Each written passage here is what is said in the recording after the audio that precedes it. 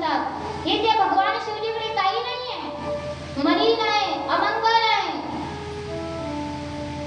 तेव्हा सती म्हणाली अमंगल कोणाला म्हणतात पिताश्री? ते तर या विश्वाला सर्वांना दाखवून देतात, भस्म धारण करतात तर सर्वांना उपदेश करतात की अरे बाबांनो, या जीवनामध्ये अहंकार कोणत्या गोष्टीचा करायचा आहे. कारण शेवटी आपलं जीवन संपल्यानंतर आपलं चिमूटभर भस्म होणार आहे, म्हणून ते भस्मांकित करतात. रत्न माणिक मोती यांचे हार अंगावरती घालून शेवटी जळून भस्मच होणार आहे. म्हणून असे पवित्र काही घाला की ज्याने आपल्या शरीराला शीतलता प्राप्त होईल. म्हणून ते रुद्राक्ष धारण करतात, भस्म धारण करतात. अमंगलालाही मंगल करतात, ते मंगल करतायत. ज्या ठिकाणी अमंगल जागा आहे त्या जागेला भगवान शिवजीची स्थापना झाली, ती जागा पवित्र होते.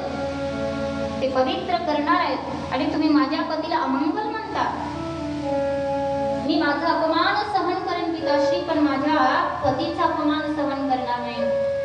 आणि पतीचा अपमान सहन झालेला या ठिकाणी मी कदापि ऐकून घेणार नाही.